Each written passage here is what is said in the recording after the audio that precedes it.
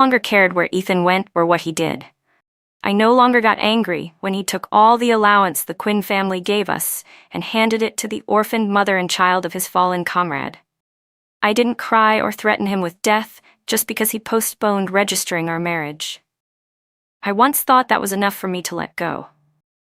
But then he told me to give up my official employment quota at Brookdale Textile Mill and give it to Sophie Winters. He spoke in such a righteous tone, saying Sophie was raising a child on her own, and that as an officer's wife, how could I be so narrow-minded? I simply smiled gently and said, "All right," then quietly glanced at the calendar on the wall. In just a few days, I would be leaving for the South to attend college, and that textile mill, 2 years from now, would undergo massive layoffs. It was only a box of fruit preserves our team received, he continued. I gave it to Sophie and her kid. Do you really need to be this angry? She just lost her husband and still has to raise a small child. Why can't you be more understanding? When Andrew was deployed, what he worried about the most was his wife and kid. If I don't help them now, how could I ever face him again? Looking at Ethan holding that familiar box of preserves, my hands trembled uncontrollably. The scene before me told me clearly. This was the second chance heaven had given me. Thinking about the tragic death of my previous life, my heart throbbed painfully. In everyone's eyes, I was never worthy of Ethan Carter. Whether in background or appearance, I was far beneath him. He was the commander of a military district who had returned with great merit, while I was just an orphaned girl from the mountains with no power or status. If not for my grandfather and the Carter family sharing a life-saving bond, and my grandfather's dying wish that I be engaged to Ethan, we would never have had any connection at all. But I had lived under the Carter family's roof for 3 years now, and this was the year Ethan intended to fulfill our engagement. However, not long ago, Sophie Winters' husband, Andrew, died in the line of duty. Before he died, Ethan had promised to take care of Sophie and her child for the rest of his life. That was his vow. And in my previous life, just to stay by his side, I gave up the chance to be sent to college. I resigned myself to taking care of him for 45 years, spending my entire life trapped inside the small Carter house, serving my in-laws and raising children. Yet when I was lying on my deathbed, I saw Ethan holding Sophie's hand as they prepared to celebrate their golden anniversary. My son, the child I single-handedly raised, hid from me that he had married her daughter. I even wrote a screenplay for their perfect family of 4, just to celebrate their reunion, a reunion that did not include me. In that moment, the contempt in my in-laws' eyes, Ethan's coldness, and my son's disdain filled me with bitter unwillingness. Why? Why did the in-laws I served day and night while they were bedridden repay me with a husband who sought romance elsewhere? Why did the son I bore at the risk of my life and raised to adulthood force me to sign divorce papers, telling me I wasn't worthy of his father? Why did I have to bury my entire life for them? With the last of my strength, I dragged myself to the gate of the university. I wondered if everything would have been different had I never married Ethan Carter. But before I could think further, I took my final breath. When I opened my eyes again, heaven had given me another chance. This time, I returned to the moment right before I was sent to attend college on a public assignment. Everything was still in time. I looked at Ethan standing before me, speaking in a gentle and persuasive tone, his eyes slightly reddened. I said softly, "I know. You can take the preserves to them." Ethan clearly paused for a moment, his hand tightening as he covered his mouth and cleared his throat twice. "Don't worry," Ethan said. "Next time I won't take it again." I knew that line all too well. It was exactly the same as when, in my previous life, he forced me to give up my room. I didn't answer him, nor did I bother telling him that the preserves were something the doctor told me to eat because of my bronchitis. I simply turned around and walked away. The calendar on the wall earlier showed that today was the last day to register, and the admission notice still hadn't arrived yet. Every mistake had returned to its starting point, and I had the chance to fix everything. This time, I absolutely wouldn't spend my whole life being a fool again. I ran straight to the office of the factory director. "Sir, I've thought it through. I want to go to college." He froze for a moment, then asked cautiously, "Are you sure?" If you leave, you won't be back for 5 years, and you'll be going all the way down south. Still, your skills at the mill are the best we have. It'd be a shame if you didn't go. But you and Commander Ethan are about to get married, so it's understandable you might not want to leave. Everyone thought I would never leave Ethan to study in the South. But after living one whole life already, how could I stop and waste everything because of him? I'm very sure, I said. I want to study. As for Ethan, I'm sure he'd want me to become a better person too. In the end, the director agreed, telling me the admission letter and train ticket would arrive in a few days, and that I should hurry home to prepare. I had 1 week left before reporting to school. I let out a breath as I stepped out of the office, and right then, as I reached the entrance of the state-owned store, I saw Ethan pushing his bicycle alongside Sophie Winters and her daughter Lily. Sophie was wearing a soft red outfit, looking gentle and elegant. Lily clung to Ethan's arm, calling affectionately, "Daddy Ethan, look." If I didn't know better, I would have thought they were a happy family of 3. I pretended not to see them and walked straight past, but Sophie's sharp eyes still caught sight of me. She called out, "Lisa, don't misunderstand. Lily doesn't know any better. She keeps asking where her dad went, and Ethan, being kind, told her that someday he'd be her dad."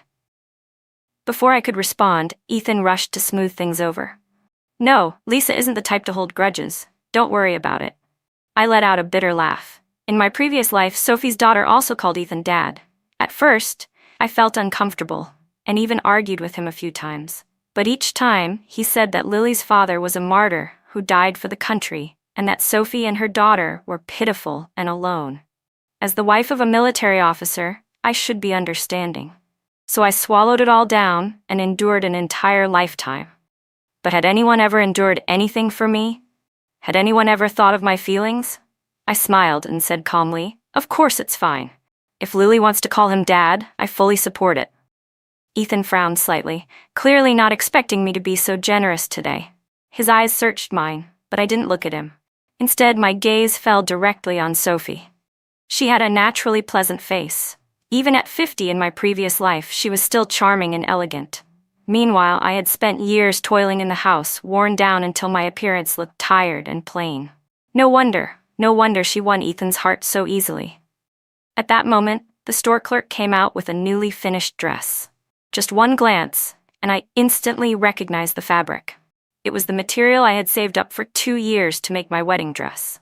And now, Ethan had taken it and given it to Sophie. His expression turned awkward as he rushed to explain, "Lisa, don't misunderstand. Sophie's clothes were too tight, and I noticed we still had some fabric at home, so I gave it to her." I replied calmly, "It's all right. It's just the fabric I planned to use to make my wedding dress that you gave to someone else." Ethan's face went completely rigid. "I'm sorry, I didn't know," Ethan said. "I promise I'll get you another piece before the wedding." Meanwhile, Sophie Winters looked aggrieved, pretending she wanted to return the dress to me. "I'm sorry, Lisa. Here, take it back. I can wear a smaller size instead." I glanced at the dress, not because it didn't fit me, but because I felt nothing but disgust. "That color suits you," I said. "You should keep it." Without caring about the stunned look on both of their faces, I turned and left. When I got home, I immediately went to my room and began packing. The house had 2 bedrooms and a living room, bought by Ethan's grandfather as a wedding home for us. 2 years ago, Ethan and I moved in together. But in truth, there was very little in this place that belonged to me. The only things tied to me were the wool sweaters and scarves I had knitted for Ethan over the years, things I never got the chance to give him. Now, there was no need to give them at all. I gathered them up and stuffed them into a single bag.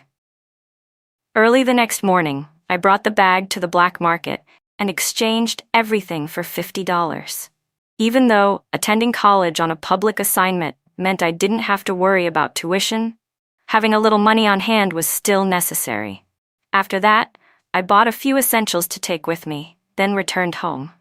As I approached the apartment building, I saw the lights already on. Ethan had returned. I was just about to step inside when I heard Sophie's soft, caring voice from within. "Are you sure it's really okay? That fabric coupon of Lisa's that you gave me. You two are about to register your marriage, aren't you?" Ethan answered, "It's fine. I already asked the unit to postpone the registration. There's still time. I'll make it up to her later. Sophie let out a sigh, sounding so pitiful. That's wonderful. I really admire the two of you. Not like me, a widow with a child. Her voice grew smaller. Ethan, once you get married, will you still care about my daughter and me? Without the slightest hesitation, Ethan replied, Of course. Don't overthink it. Honestly, if it weren't for the engagement our grandfather made, Lisa and I wouldn't have ended up together anyway. My fists tightened, nails digging into my palms until it hurt, just to suppress the bitterness rising in my chest. Even though I had already decided to let go of this man, hearing my own fiancé speak so coldly still made my heart twist in pain. I took a deep breath to steady myself, then pretended nothing had happened as I stepped inside. Ethan immediately stood up. Lisa, you're back? I brought your favorite, meatballs and brown sauce from the cafeteria today. Go wash your hands and eat. I paused in surprise. In both my lifetimes, Ethan had almost never done something like this. When I sat down at the table, I saw little Lily Winters dividing the meatballs, one for herself, one for her mother, and one placed in Ethan's bowl. There was only one person she didn't serve. Me.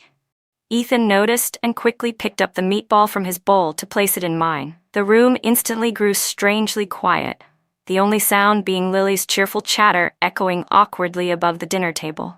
After we finished eating, I quietly returned to my room and locked the door. Not long after, there was a knock. It was Ethan. Irritated, I opened it, only to see Sophie and Lily standing there as well. Then Ethan spoke. Lisa, Sophie's place has a leak. They've tried fixing it several times, but it's still not done.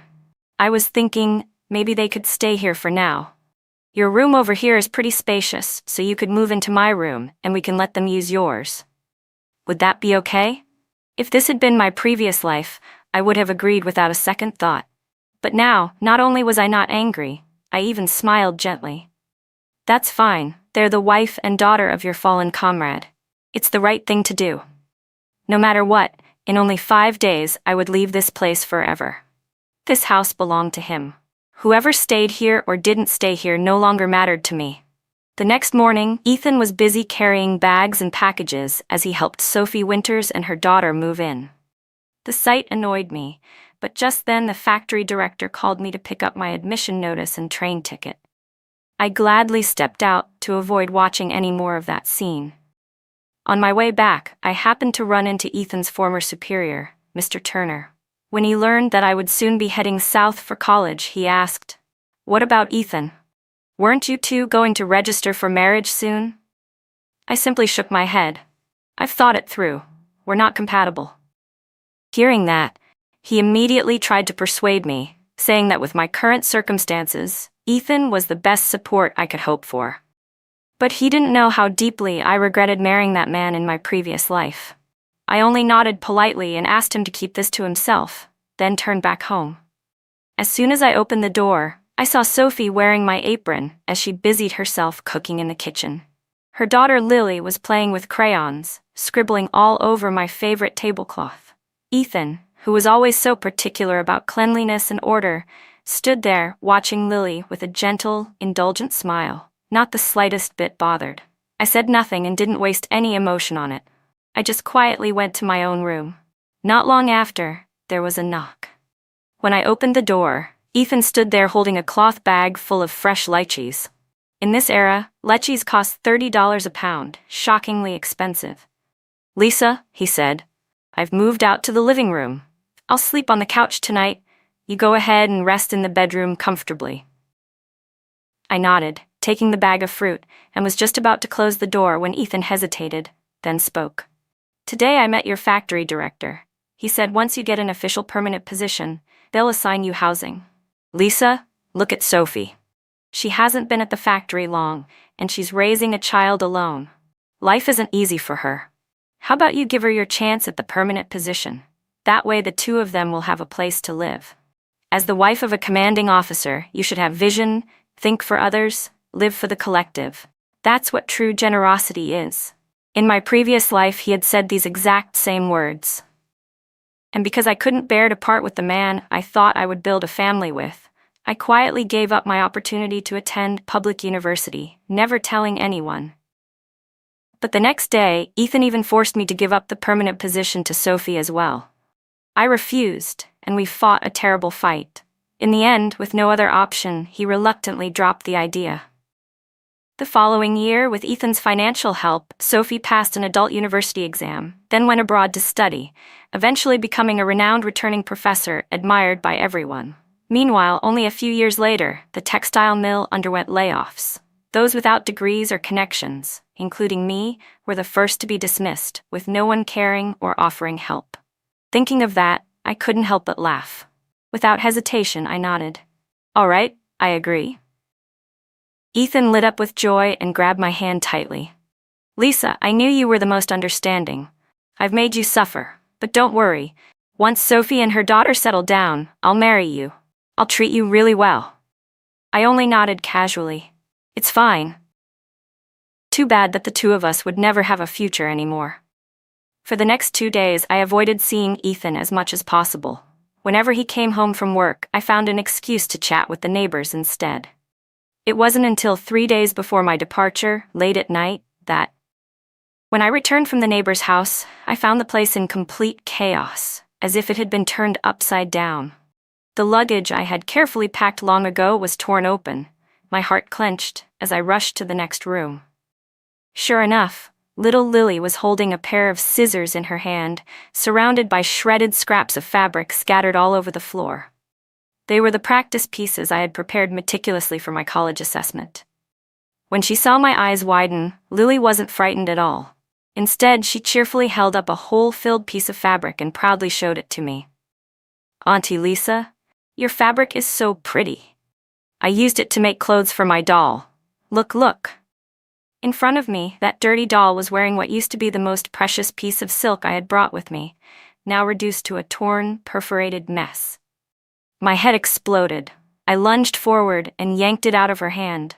"Who gave you permission to touch my things?" Lily was startled at first, then immediately burst into loud sobs. "You mean lady? You hit me. I'll tell Daddy Ethan to kick you out of the house." She dropped to the floor and wailed even louder. Her crying quickly attracted attention. Ethan Carter rushed in from the living room. "Lily, what's wrong? Why are you crying?" He scooped her up, face full of distress, while Sophie Winters stood beside him with reddened eyes. "Lisa, if you're unhappy that we moved in, just say it. You don't have to take it out on a child. She only took a few pieces of your fabric to make doll clothes. Did you really have to make such a big deal out of it?" Then she ran to the memorial photo of Andrew Winters, tears streaming down her face as she wailed. "Andrew, you died for this country, and now your daughter and I are being bullied like this." Seeing the two of them crying so pitifully, Ethan bent down, picked up the shredded fabric from the floor, and handed it to me. "Lisa, I know this fabric is precious to you. On behalf of Lily, I'm sorry." For a moment, I softened. I had never imagined he would side with me, but the very next sentence froze my entire body. "But no matter what happened, you shouldn't hold a grudge against a child. Lisa, apologize to Sophie and Lily. Let's just drop this." Ethan frowned sharply, his tone growing impatient. "Lisa, don't make this difficult." I let out a cold laugh, leaning against the wall. Behind him, Sophie began sobbing even louder when she saw I didn't apologize. "Lily only accidentally ruined your things. If it's such a big deal, I can compensate you. But was it worth hitting a child over?" Anger surged through me. I held up the mangled fabric. "Compensate me? How exactly do you plan to compensate for this? This is my assessment project. I stayed up for months working on it. Every stitch, every thread, I made with my own hands. Tell me, how will you compensate for that?" Ethan's expression shifted instantly. This is the project you stayed up the last few nights to finish?" I didn't answer. My whole body was shaking with fury. Sophie opened her mouth to say something, but Ethan stopped her and led her out to the living room. He closed the door, sighed, and wrapped his arms around me. "Lisa, Lily's just a kid. She didn't mean it. You're the adult. Just let it go. I know having Sophie and her daughter here makes you uncomfortable. I promise they'll move out soon, and we'll have our space back like before. So please, be the bigger person. Don't hold grudges against a child. Okay?" In my previous life, Ethan had also said the exact same thing to me. "Lisa, you shouldn't argue with a child. She's just a kid. Why take it so seriously?" But I asked myself, on what grounds was I expected to endure? Was I supposed to repeat the same mistakes, bowing my head again and again, swallowing everything in silence for the rest of my life? I looked down at the shredded fabric in my hands, ruined beyond repair. Just like the relationship between me and Ethan, already broken without any hope of mending. Every last bit of hesitation inside me vanished. I shoved Ethan away hard. His eyes widened in shock as I bent down, grabbed the filthy doll off the floor, and threw it straight out the window. This time, I would not endure anything. I returned to my room and locked the door tight. Immediately afterward, Lily's heartbreaking screams echoed from the next room. She kept wailing that the doll was her favorite one in the world. Ethan tried comforting her for a whole hour, and in the end, he had to promise he would buy her the newest doll the very next morning, before she finally stopped crying. The following morning, the three of them left the house hand in hand. As soon as the door clicked shut, I pulled out the suitcase I had prepared long ago and made up my mind to leave earlier than planned. Before going, I left an envelope on the table, my annulment letter, along with 2 short sentences. Ethan Carter, I'm leaving. And as of today, our engagement is over. I understand your promise to Sophie and her daughter, and I know in your eyes I've always been a burden. Now it's all settled. I wish all of you happiness. After that, I took the bus to the train station and exchanged my ticket for the earliest departing train. Only when I finally sat down in my seat did all the tension inside me, built up over the past few days, slowly begin to unravel. Looking out the window at the endless greens stretching along both sides of the tracks, I felt my spirits ease with each sway of the train. In my previous life, for the sake of the Carter family, I sacrificed my youth. I was trapped inside a 4-walled house with no freedom, no future. I died without ever knowing how vast the outside world really was. Now that I had been reborn, I was completely awake. Nothing and no one could stop me from moving forward anymore. The engagement with Ethan was never something he truly wanted. That was why he was cold and indifferent. So I no longer needed to care about him either. My life would not revolve around him again. I had my own ambitions, my own career, an entire world waiting to be explored. This time, going south for college, I was the one chosen by the factory to study advanced textile techniques, sent as a representative to contribute to the nation's economic reforms. Compared to that purpose, Ethan Carter was pitifully insignificant. After more than 10 hours on the train, I finally arrived. Guided by student volunteers, I made my way to the Academic Affairs office to complete the registration process. Everything was arranged smoothly. Soon after came the opening ceremony. Sitting inside the lecture hall, my heart surged with an indescribable feeling, as if I had been reborn. In my previous life, I never had the chance to step inside a university. I died cold and alone on the street. But in this life, I would cherish every opportunity life granted me. Each day, aside from eating and sleeping, all my remaining time was devoted either to class or to working beside the machines, tirelessly studying textile technology. Whenever the professor stood on the podium and spoke about the future of the textile industry, a bittersweet ache always welled up in my chest. Because I remembered how, in my previous life, every time the subject of college came up, Ethan's mother never stopped mocking me. She would sneer, "You're jealous, aren't you? Look at someone like Sophie Winters. She got into college with her own ability and even studied abroad. Not like you, who only knows how to stay at home and do chores. Marrying into our Carter family is a blessing you earned after several lifetimes. A woman who only sweeps floors and wipes windows all day. What man wouldn't be sick of that? You're living in fortune and don't even know it. No wonder my son isn't close to you. Look at Sophie and learn from her. She talks to children so gently, patiently, telling them interesting stories. And you? You spend all day looking like someone at a funeral." Back then, I truly believed that if I treated them well enough, they would eventually love me back. So the more they belittled me, the harder I tried. Slowly, I lost myself entirely, all for the sake of a tiny sliver of approval. Only when I died did I realize how ridiculous and miserable that life had been. Thinking of that, I took a deep breath and ruthlessly shoved all those memories into a dark corner of my mind. I focused everything on the path ahead. I gradually adapted to the busy and fulfilling life of studying here, and my memories of the Carter family faded, pushed far back into my mind. But I didn't expect an uninvited guest to suddenly appear. The next time I saw Ethan Carter was 3 months later. That day, my classmates and I had just walked out of the cafeteria and were heading back to class when I saw him standing in front of the lecture hall, carrying luggage, looking disheveled. His face was tired and dusty. I frowned. "What are you doing here?" Ethan stared at me, unable to believe his eyes. Only when I spoke did he finally recognize that the woman standing in front of him was Lisa. Because I majored in fashion design, my classmates and I often tried on new styles, varied cuts, fresh looks. And with the warm, humid southern climate, my skin had become noticeably fairer. I no longer looked sickly, yellowish, or aged like before. So his shock was understandable. But conversely, he now looked like a completely different person.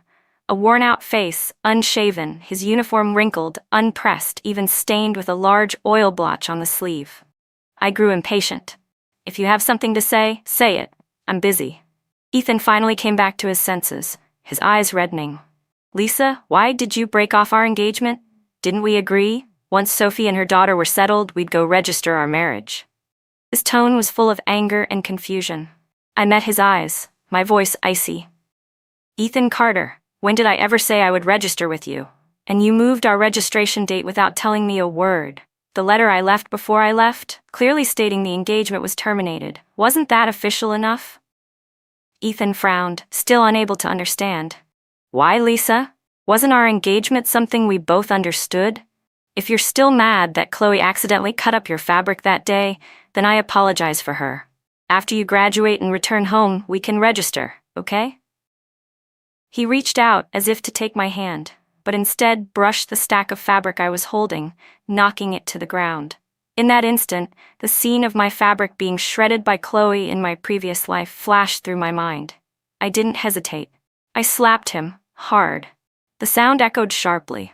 The slap left a bright red mark across Ethan's cheek. He stared at me, stunned, completely unprepared for such a reaction.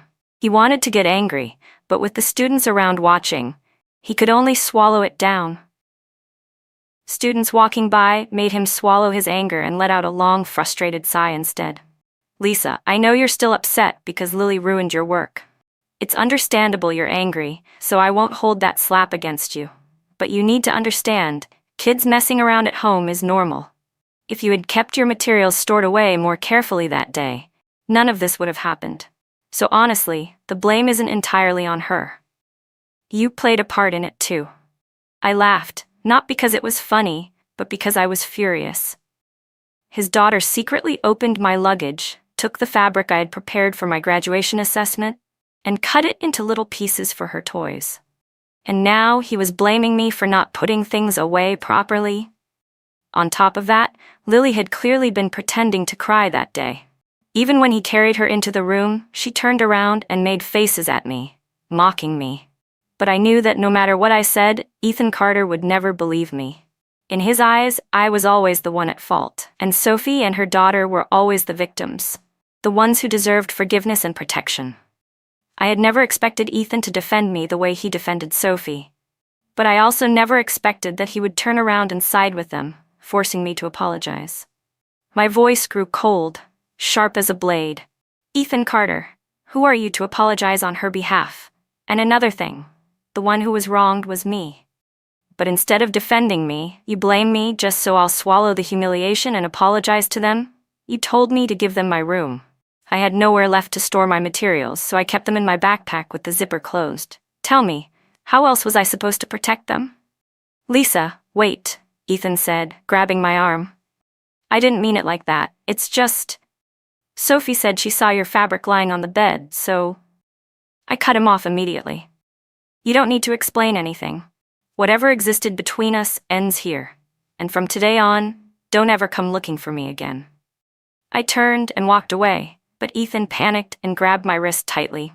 "Lisa, there must be some misunderstanding. Just listen to me, okay? I never wanted to break up with you. If the problem is Sophie and Lily, I swear I'll tell them to move out as soon as we get back. Let's just start over, all right?" I let out a short, bitter laugh, enunciating every word clearly. Ethan Carter, how do you still have the face to say that?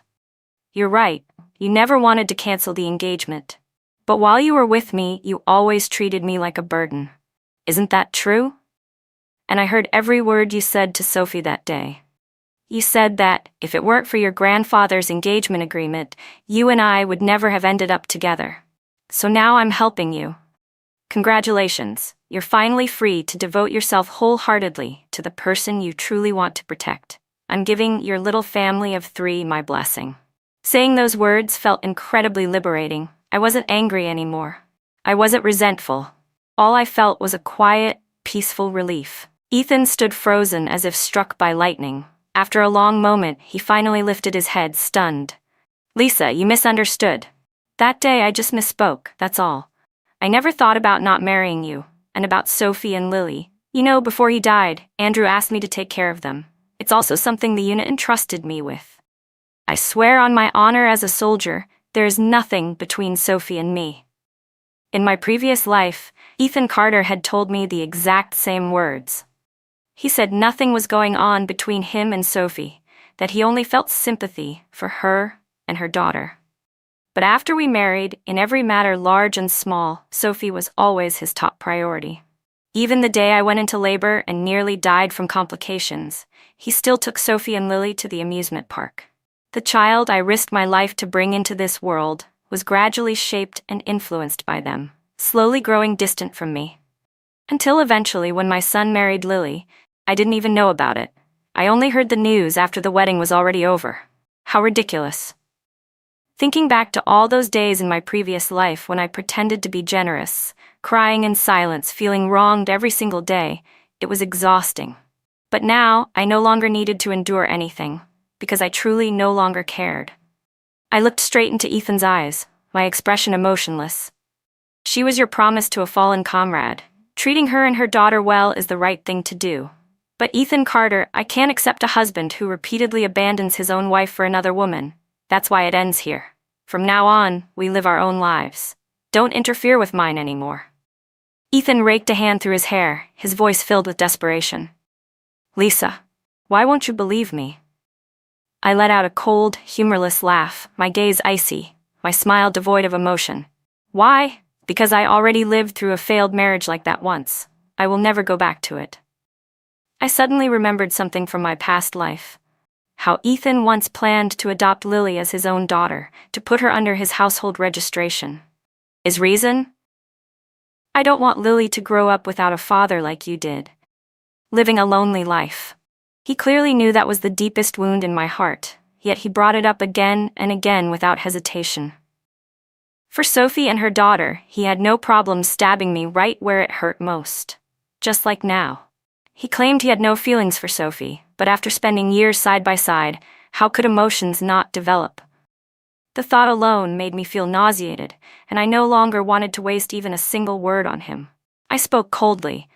Ethan Carter, enough. I already decided to break off the engagement. After leaving you, I realized the world is actually bright and beautiful. The girl who used to cling to you is gone. Leave. Don't ever appear in front of me again. Without hesitation, I turned to walk away. The moment I did, Ethan rushed forward to grab me again, but a strong hand clamped down on his arm. A deep, steady male voice cut through, cold and clear. Are you all right? I've been watching him harassing you non-stop. The man who had appeared was none other than my senior from the same department, Adrian Liang. On my first day arriving at Southport Station, he was the one who came to pick me up. On the way, I learned he was originally from Beijing, later went abroad with his uncle, and eventually got accepted into this university. He didn't waste unnecessary words. He stepped forward, positioning himself protectively in front of me, his eyes cold as he looked at Ethan. Comrade, you're not a student here. You shouldn't be on this campus, and I witnessed you repeatedly harassing my classmate. Just then, the class bell rang. Students poured into the hallway from every direction, all stopping to look at the commotion. Ethan's face went pale, then flushed, utterly flustered. And no, it's not like that. Lisa is my fiancée. I came here to take her home. Adrian turned to me, his tone serious. Is what he said true? I shook my head firmly, like shaking a drum. No. Before I left, I wrote a clear annulment letter. Right now, there is absolutely nothing between us. Hearing that, Ethan panicked. His face flushed red as he tried to rush forward and grab my hand again. Lisa, you can't say that. I don't agree to annul the engagement. I looked sideways at Adrian, calm and composed. Adrian, he's truly troublesome. He comes looking for me every single day, non-stop.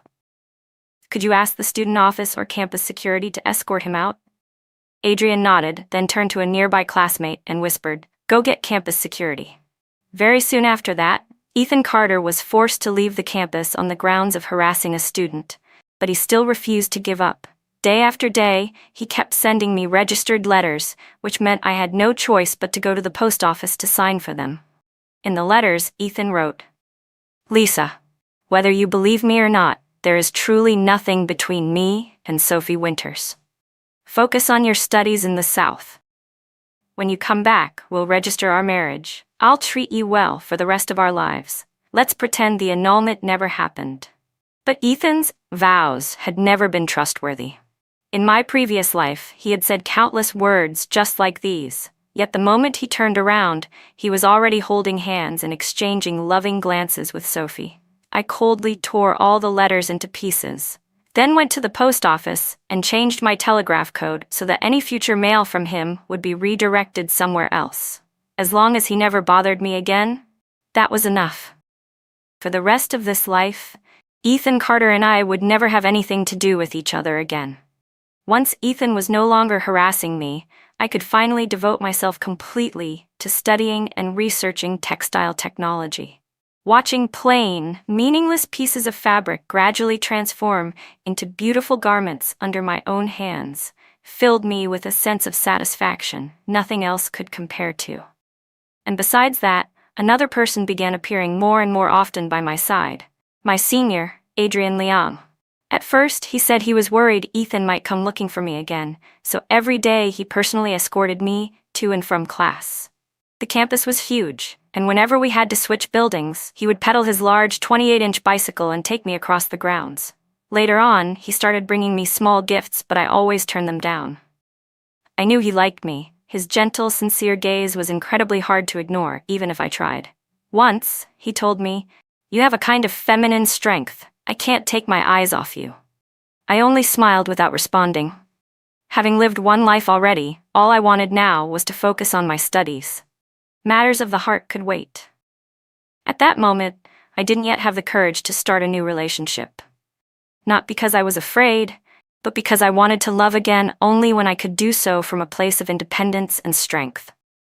Time passed quickly. My 5 years at the public university finally came to a perfect end. I became an outstanding graduate and was invited on stage to give a speech at the welcome ceremony for the incoming freshmen. When my fashion design sketches were displayed on the large screen, the entire auditorium erupted into applause and cheers. In that moment, I knew I had touched my dream with my own hands. After graduation, I was honored to receive several fashion design awards, both domestic and international. Right after the ceremony, I declined offers from several overseas companies and chose instead to return to Beijing to build my career. After all, the factory had sponsored my 5 years of education. It was time for me to return and shine in the place where everything began. But as soon as I stepped out of the auditorium, I saw Adrian Liang standing at the school gate, holding a bouquet of fresh flowers. He walked toward me and suddenly dropped to one knee. His deep, steady voice rang out amid the breeze and the golden sunset. "Lisa, I know you've been hurt in love before, but today I still want to tell you, I like you. Would you be willing to be my girlfriend? I'll spend my whole life loving you." I stood there looking at the man who had quietly been by my side for 5 entire years, never pressuring me, never intruding, always silently protecting me. During all those years, he never once forced me to answer anything. He was simply there whenever I needed him. Amid the cheers and applause from my friends, my heart finally found its answer. I smiled, my eyes slightly misty with emotion, and slowly said the 2 words, "I agree." The next day, Adrian and I boarded the train back to Beijing. On the way, we unexpectedly ran into Mrs. Warren, who used to work with me at the textile factory and had since left to run a trading business. The moment she recognized me, she hurried over to chat. Then casually, she said, "Lisa, Did you know? Ethan Carter and Sophie Winters registered their marriage last year. I simply listened quietly, my heart completely calm. Mrs. Warren continued. Back then, after he returned to Beijing from your school, I heard he rented a separate place for Sophie and Lily. Sophie even tried to refuse, saying she and her daughter could stay at his place to save money. But Ethan insisted. He said a single man and a widow living under the same roof would go against social norms and cause gossip. And then that whole mess about him going to your university to find you got reported to his superior. He was disciplined immediately. Wasn't allowed to leave Beijing for 5 years. Probably because of that, he panicked and kept writing you all those apology letters, begging you to come back. She sighed. And after that, Sophie kept making excuses. Lily being sick, being bullied, needing help, calling Ethan over again and again. One mid-autumn festival, she even got him drunk and purposely slept in the same bed. The neighbors saw everything the next morning. The whole county was talking about it. And because Lily kept calling him Daddy Carter, the rumors spread even worse. People were saying you left because he cheated on you. But you were already down south studying. No matter what explanation you gave, no one cared. Eventually, the organization stepped in and forced him to marry Sophie. Mrs. Warren glanced at me, then at Adrian walking beside me, gently holding my hand. She chuckled with admiration. Lisa, you really know how to pick the right path. Staying away from that mother and daughter was the biggest blessing of your life. You even got into university, went south to study, and now you've got this tall, handsome young man by your side. He's way better than that Captain Carter. I only smiled in response, but inside, I knew I was truly fortunate. Fortunate to have been reborn before the college entrance exam. Fortunate to have escaped the muddy darkness of my previous life. Fortunate to have finally met a man who genuinely loved me. After getting off the train, Adrian and I went straight to the factory. Before graduation, an international company had reached out, wanting to collaborate on transferring advanced textile technology to the factory. This trip back was mainly to discuss the details of that cooperation. After a long afternoon of meetings and careful planning, we decided to hold a mobilization conference the next day. The plan was to gather all unemployed female workers in the area and select a group of quick, skillful ones to participate in the technological transition. When the administrative clerk handed me the list of unemployed workers, I only needed a glance to see Sophie Winters' name. Just like in my previous life, she was among the first to be laid off. I raised an eyebrow but didn't bother commenting. The next morning, as Adrian and I stepped into the factory, a familiar voice exploded behind me. Lisa, you actually dare show your face here? Let me warn you, I'm married to Ethan Carter now. Whatever happens between us has nothing to do with you anymore. Sophie Winters stood there with her arms crossed, her face full of arrogance. Her eyes flickered with a hint of suspicion as if she had just noticed something. Isn't today the factory's mobilization meeting? Don't tell me you're here to compete for a spot too. Don't forget, 5 years ago you stopped being a worker here. Adrian instinctively stepped forward, but I gently held his arm and calmly spoke. Forget? How could I ever forget? I said. Didn't I graciously give you my permanent factory position back then? The moment those words left my mouth, Sophie Winters' expression changed instantly. She was so furious she jabbed a finger right at my face, ready to curse me out. But just then, the factory director stepped out of his car and walked over. After glancing around, he pointed at her and barked, "Enough! Who allowed you to shout at the factory's new designer?" Sophie froze in place as if struck by lightning, her mouth hanging open in disbelief. What? You're saying the new designer is Lisa? She immediately changed her expression. Just moments ago, she had been arrogant and hostile, but now she switched to a greasy, flattering smile. Lisa, I was wrong. I must have mistaken you earlier and said nonsense. Don't take it to heart, okay? You've come back to help the factory. Please lend us a hand. As she spoke, she leaned close and whispered in my ear. Later, when you pick workers, make sure to choose me. I've been unemployed for 3 years now. My whole family only survives on Ethan's allowance. We're having a really hard time. I snorted, pushed her aside without the slightest courtesy, and walked into the assembly hall with Adrian. During the meeting, I opened my suitcase and took out a dress sample I had brought from the South.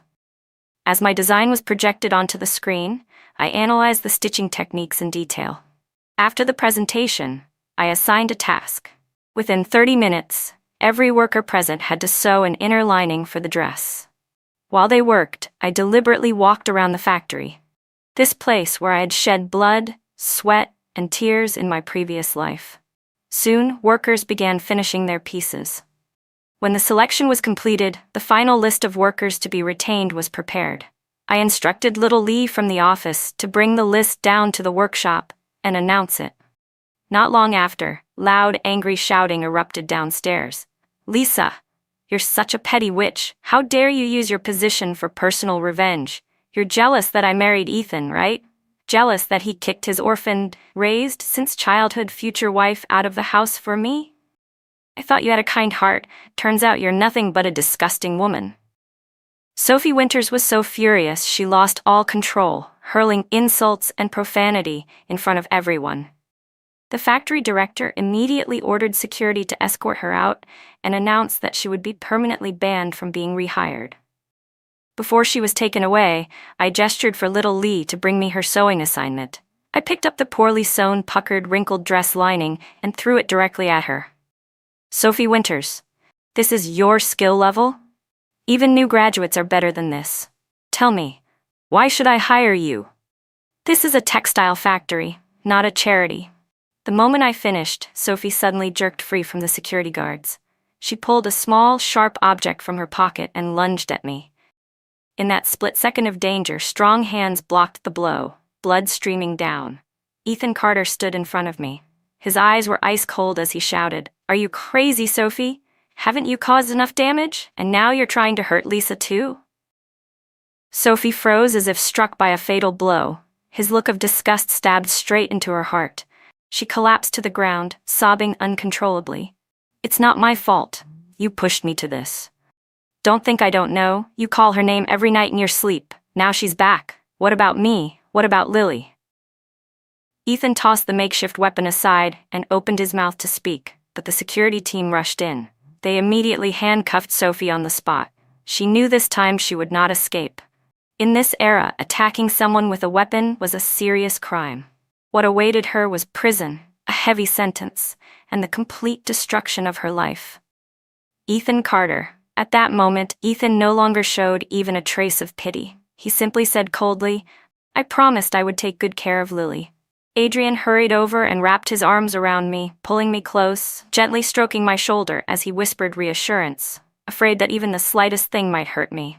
Over his shoulder, I saw Ethan's eyes fixed on me, filled with pain and loss. In a low, almost pleading voice, he said, "Lisa, can we talk for a moment?" When our eyes met, I almost didn't recognize the man standing in front of me. In my previous life, Ethan Carter had always been poised and confident, a commanding officer who walked with his head held high and eyes bright with determination. But now in front of me stood an unshaven, weary man, hair graying and messy, looking lost and hollow, like someone who no longer knew where he belonged. He finally spoke, his voice trembling. "I'm sorry for everything back then. I've wanted to apologize for so long. Afterward, I realized the problem and punished Lily severely for what she did. I was foolish. I was wrong. Lisa, can we start over?" I let out a bitter laugh and looked straight at him, my gaze ice cold. "Ethan Carter, did you forget? You're a married man. You really love betraying people that much?" His face stiffened. His fingers trembled as they rubbed the side of his pants leg. I can get a divorce. Just give me a little time. I can do it." I cut him off immediately, my voice firm. "Never, Ethan Carter. Stop lying to yourself. You dare say you never had feelings for Sophie Winters? You claimed it was just taking care of her, but what you were doing was hiding your feelings behind duty and righteousness." I continued, my voice steady, resolute. "I already lived far too long in that twisted relationship. My life only truly began after I left you. And you no longer deserve to stand beside me." With that, I took Adrian's hand and walked away without looking back.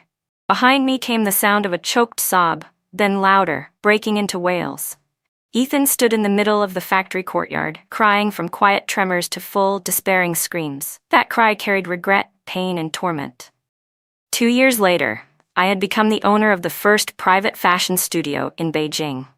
Our dress designs became a nationwide sensation, even featured on the Spring Festival Gala, the most prestigious stage in the country. And in that same year, Adrian Liang proposed to me. In his eyes, I saw a love that was complete, genuine, and without hesitation. Not long after, I became pregnant. Today, Adrian drove me to the largest hospital in Beijing for my prenatal checkup.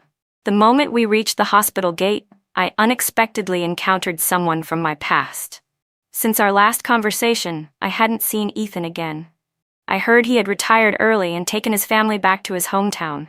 Now he was hunched over, pushing a wheelchair. Sitting in it was an elderly woman, his mother, who had been my mother-in-law in my previous life. Judging by the timing, she must have recently fallen down the stairs, leaving half her body paralyzed. Walking beside them was a young woman, clearly Lily Winters, now already an adult. I was about to turn away when I heard Ethan say, "Lily, help me carry these bags. Your grandmother can't move on her own, and I can't manage everything." Lily frowned impatiently. "Why should I? You're not even my real dad. And that old woman stinks. I don't want to go near her." Then she spun around and stormed off without a backward glance.